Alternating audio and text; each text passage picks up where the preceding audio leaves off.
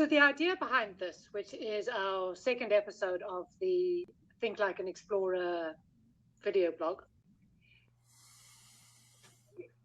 it came to me based on an article that Alan Arnett published on his very good sort of Himalayan news blog. And it's about the autumn season. And it's about a mountain called Manaslu, which is one of the 8,000ers. It's becoming reasonably popular as a commercial guided mountain. And there were some big Western teams on it. They included, just looking, Hymax, Altitude Junkies, and Adventure Consultants, who are some of the really big names in the Western guiding business, a lot of experience. Their Sherpas pushed the climb, the line of the trail and the fixed line up to Camp 3, which is the hardest bit of the climb, but were then ground down by deep, soft snow, unstable weather. They've talked about crevasse risk and avalanche risk. One of the Sherpas fell in a crevasse. He got rescued and he's okay. But the big operators said, enough. We think the risk has become unacceptable. And they pulled off the mountain. That's a big deal to pull off a big mountain like that. Now, you only get sort of 2 big money making seasons in the year. This is one of them. And going home with all your clients disappointed is not good for business. So it's a big deal to back off. They did back off. And then a Nepal-led commercial guiding company managed to get, let me just have a quick look at the numbers. Within 24 hours, they got 27 climbers onto the summit. And they were then promptly followed by 2 other Western guiding groups and another 5, I think, Nepalese guided groups. And in the end, we had about 80 people on the summit of Manaslu in the space of about 2 days, which, if we're being honest, must have been a tricky explanation when the big guiding companies came to explain to their clients why they were in Kathmandu on a bus, on a plane to go home. And Alan did share a quote by Guy Cotter. Now, for anyone who watched the Everest movie, the big Hollywood drama Everest movie that's out, Guy Cotter's in that movie. He's the one who comes over from Pomori and tries to help from base camp to rescue Rob Hall. He's still in the business, so clearly multi-decades of experience. And he said, and I'm quoting from Alan's blog, there's several teams posed to make a summit attempt in the next few days, and perhaps, if they are lucky, they may avoid the hazards and achieve success. But for us, the conditions surpass the threshold that we perceive is acceptable risk, and hence we make a humble departure from the mountain.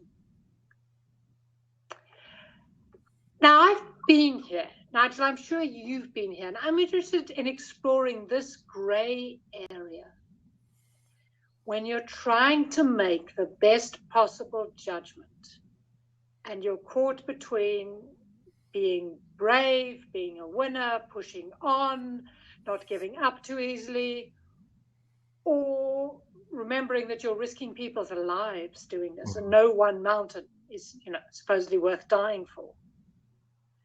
You have to make a choice. What's your experience been with these kinds of choices? It's very easy to sit back here at home and say, I would have done this, I would have done that. But in the cold light of day, when you sat, something, it could be as close as 8 or 9 hours from the summit, and you're looking at something thinking, right, we can do this, we cannot do this. What are my team like? Are they strong enough? Are we in a position that's strong enough? And I mean, I've turned back twice, Cathy, off 2 peaks. Firstly, because we just ran out of time. We made a time cutoff point, and the law has to be held on this. We can't just stick another hour on and stick another hour on and stick another hour on, because those people die. And I turned around and I was really quite disappointed about that, but more disappointed in myself because I hadn't kept up. But the second time was due to experience. And this is something you probably only get in the mountains over time and by going through things like this. My right foot got really, really cold last year. In fact, this time last year on Himlung, I was about 6,000 meters. going for the summit, 7,000 meter peak. And I just said to myself, I have got to turn round, because if I get any colder on this right foot, I've already lost all my toes. I'm going to lose more. Now, they were my decisions. Well, the first one was time, but I knew time was against me. It's when somebody takes the choice for you. And as you say, I think some of those clients going back to Kathmandu who didn't summit, and I'm going to make suppositions here, if they're Western and they live in the environment that I do about safety and risk and everything else, and also the modern legal world, they are going to be asking some really, really big questions, because a lot of them do expect, if nobody summits, that's fine. If everybody summits, that's fine.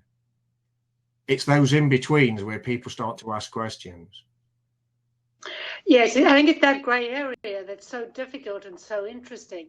Now, I've got friends who are entrepreneurs. They've started up projects of various kinds. And I've sat with them while they wrestled with the one, how long do you keep going? When do you give up on a startup? When do you give up on a business? Yeah. How long are you frantically running and burning through cash and hoping that it's going to come together? And when do we call it quits? Yeah. And I think it's exactly one of these things. With hindsight, it's much easier to go, well, clearly, Adventure Consultants et al. Should have kept going. That's obvious now. But beforehand, there's so many unknowns. Yeah. And you're trying to find a way to make a judgment. Actually, I think one of the really tricky things is that good luck looks like good judgment, and it's very hard to tell them apart. So, Guy Cott is clearly covering his ass to some extent by saying, if these guys are lucky, they'll get to the top. And they did. So we still don't know whether, Adventure Consultants made an overly cautious call, or whether these guys actually just got wildly lucky to avoid the crevasses on the final push up to the summit and pull everybody down. Yeah. The thing is, Cathy, as I say, I come from an engineering background where safety is drilled into you from day one. There are rule books galore that would fill room after room after room. And do we get into the Western psyche that you must have a risk assessment for everything? You must have a method statement for everything. You must, take it down to the nth degree that nobody can possibly get hurt just in case you get a legal case and all the rest of it. And has that crept in? Because we know mountaineering is somewhere where we make active assessments of risk. We can't just write it down a week ago and say it's still safe. It changed 5 minutes later. But has that crept in? I don't know. It's a thought. And the other thing is something that you once shared. I once saw you speak some while back. And you mentioned, and you'll explain this better than me, that one day from the summit, if one team make it and come back and everybody else turns round, it's the fact that they were brave and everybody else got it wrong. But if that team going to the summit don't make it back because they're lost in an accident, everybody else going down made the right choice. But they're both the same decision. The only difference is luck. Well, yes, I think perhaps the only difference is the... Okay. Not sure what happened there. I think there's a difference that circumstances change around you in ways that are completely out of your control. I once did a talk for a private Swiss bank from the south of Switzerland. Most of their customers were very wealthy, old Italians, being very cautious with family money. And this bank admitted they'd run a terribly conservative strategy because that's what their clients wanted. And it was never going to make them a superstar in the banking world. But it worked for them and it worked for their customers. And then after the banking crash, and particularly UBS and then Credit Suisse being seen to have done various dubious things, this bank was suddenly being held up as a model of what Swiss banking should have been all along. And the executives are saying, look, we are who we are, and we know that we're very cautious. And we know that it's our little client base. Nothing about us has changed. But the entire environment we're operating in changed in ways that were beyond our control, and frankly, we didn't see coming. Yeah. And I'm cautious when we draw lessons from something like that. Yes, I think, so as you say, circumstances around us change, and there will always be people that do have a very some people might say overcautious line. They do want to, not take risk, not do this, tootle along at their own little pace. And if they've got people that enjoy that, that's fine. But the plain and simple fact of it is, if you do want to do big things with your life or your business or whatever, you're going to have to take some risks. And, you can take a risk one day you think is perfectly acceptable. And tomorrow the climate changes, as it did in the financial crisis. And on a mountain, we know well that you can think it's perfectly safe. You put one foot down, you get a slip. It's a whole different world. And that's one foot's difference. Yes. One of the other things that I think is interesting when you're trying to judge risk like that as well is that it's not a sort of a single access from safety to death, which I guess is our ultimate risk. You do something to minimize risk. It may make increased risk in a different plane. One of the most obvious examples is you carry more safety gear. You carry a bigger first aid kit. You carry satellite phones. You carry some kind of bivvy shelter. You carry spare oxygen bottles. You carry a rucksack that's so heavy, you now spend twice as long in the acute danger zone where the air is its thinnest and the climbing is hardest and the weather is most likely to turn. Yeah. So in an attempt to pursue safety in one direction, and also possibly in an attempt, that you're going to be asked those questions. Why weren't you carrying a better first aid kit? How could you possibly not have had a satellite telephone, plus spare batteries, plus this, plus that? And I'd say it's because eventually you could be carrying a jumbo jet worth of safety gear and you'd never get anywhere, or you'd be stranded far too long in the danger zone. You'd hit your cutoff times and so on and so on. Risk is a slippery concept to manage. I know when, I got frostbite on McKinley, Denali 16 years ago now, we went alpine because we wanted to be fast and we wanted to be light and we didn't want to be exposed for too long, fixing ropes, hoiking gear up and down.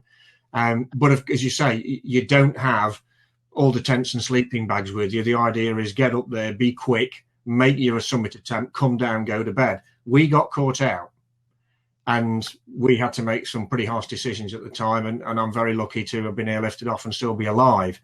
If we'd have done siege techniques, I don't know if we'd have made that much difference on that day, but I know where you're coming from because you take so many precautions and so many steps, you actually never get the job done to start with.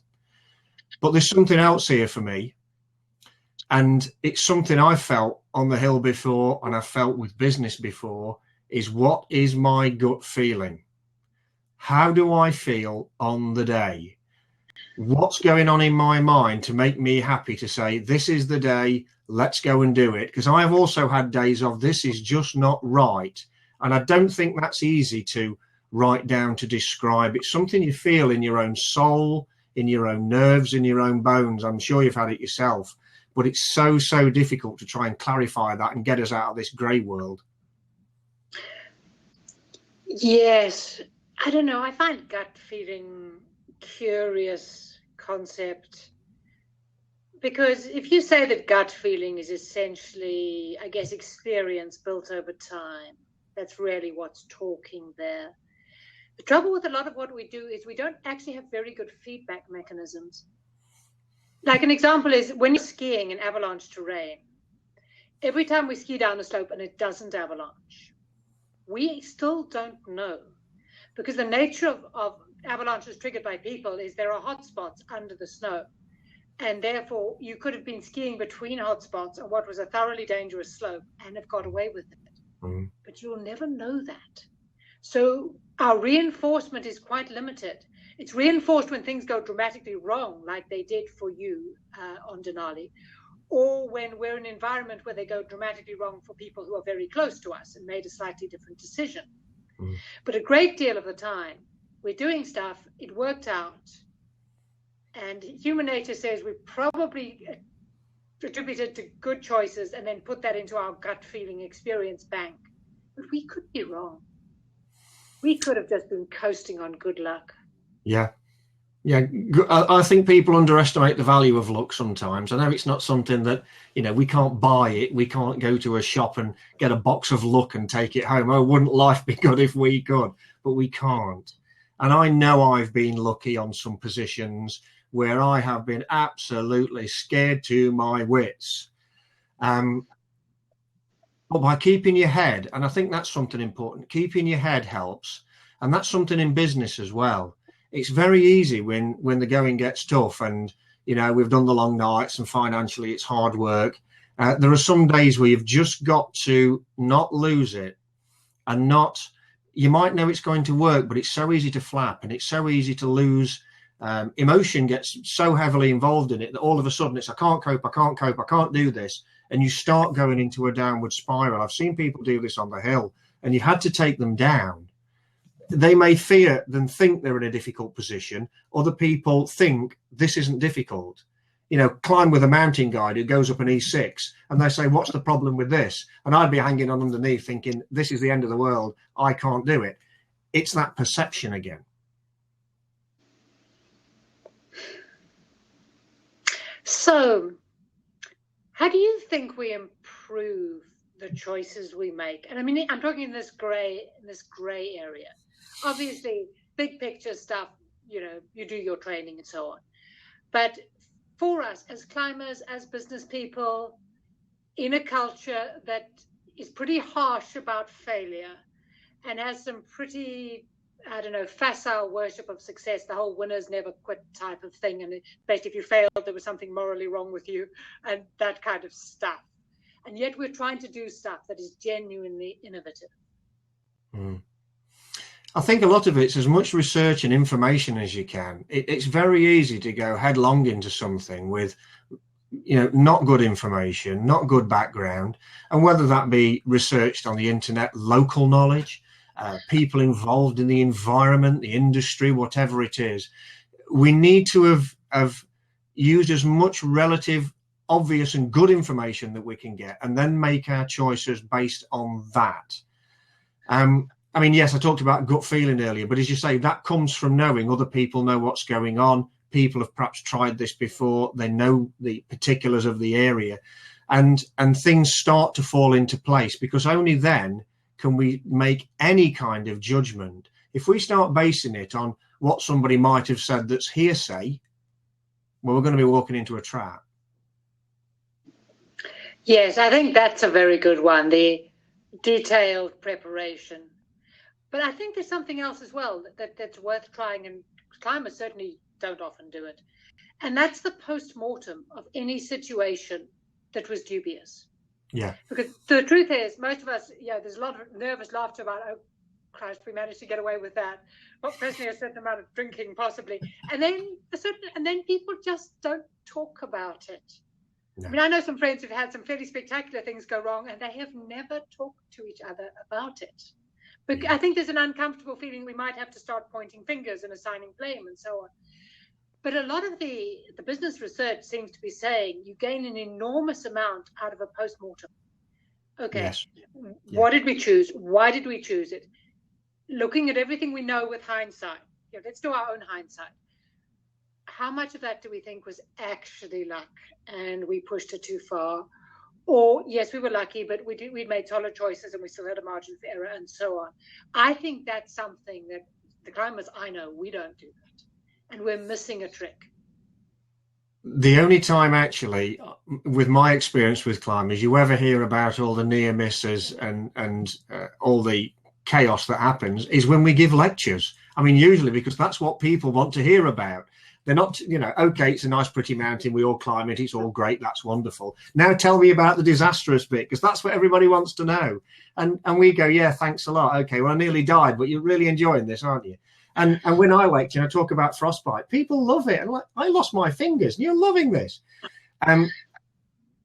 But we don't do it enough. We don't sit down at the end of the day. And it might be, as you say, in the bar, in the hostel, wherever you are, in the tent. How did that go? How do you feel? What did we do well? What do we need to improve at?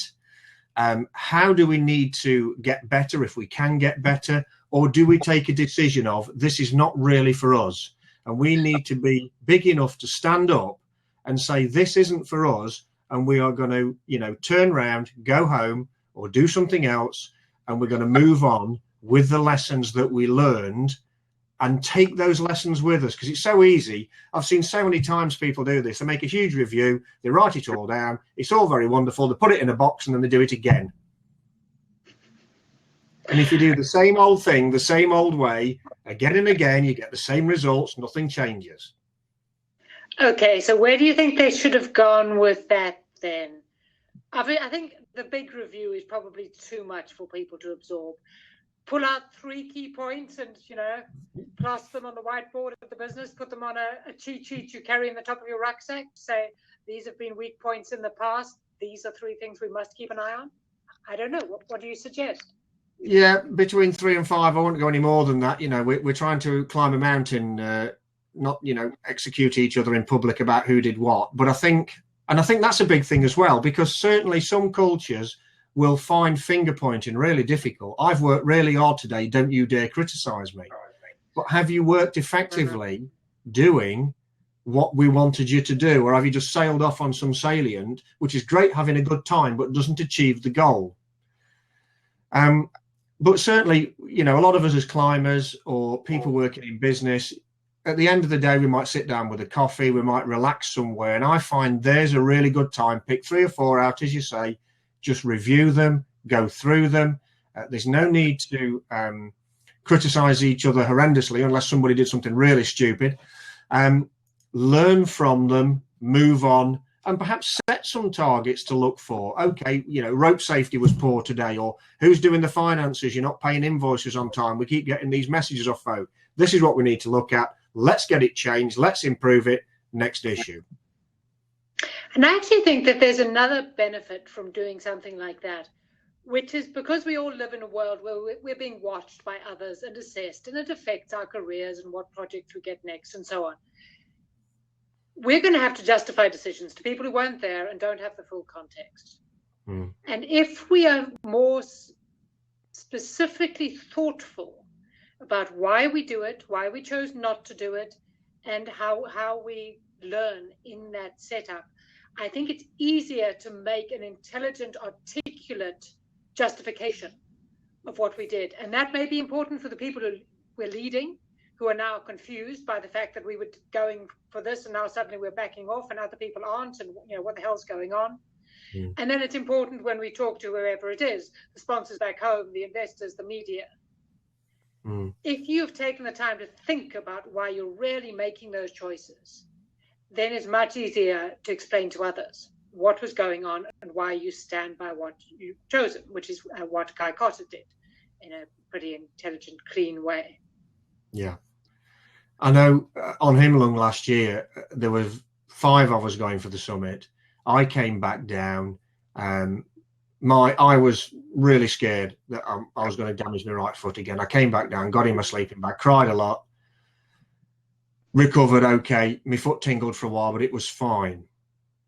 But the great thing was with that trip, I was climbing with 4 other people who summited, but we all came down together. We all enjoyed everything coming out together. There was no criticism about who came down, who summited first. It was 4 summited. That's great. They came down safely. I'm happy at that. They know I'm safe. Nigel didn't make it, but hey, that's the way the world is. We got on with that. We've had reviews. We've talked to each other about it. We're still talking to each other about it even now. There's no criticism of you made that decision. Because when I came off Denali, there was some of that from people. There was a lot of finger pointing from the press, and it was really bitter to be on one end of it, particularly when it's very hard to put your decisions down and defend yourself. Now, when I work in engineering, when we do these sorts of things and we make decisions, we note them. We make records of why we did this. So if you need the evidence, it's here. This is why at this time, this is what we did, and this is what we got at the end of it. So that if people need to review that in 6 days, 6 weeks, or 6 months, that evidence is still there to learn from. And I think that is vital. I think that's vital. One of the best things I've seen is the American Alpine Club, who put in their journal every year near misses, where climbers have put their hands up and said, this is how it went wrong. and this is what we think we probably did wrong. And it's a great learning tool. We learn off what we got wrong if we take the time to stop and look at it, however uncomfortable that is. And then we learn of what other people got wrong. Well, Nigel, I'm very glad you came down in one piece. It's great to have you here. Thank you. I think we're probably on our half an hour, so that sounds like a good place to wrap it up. Good stuff. We'll be back again in 2 weeks' time. We haven't decided what our topic's going to be yet. It'll be based on something interesting in the world of adventure that we can bring back across to the world of business.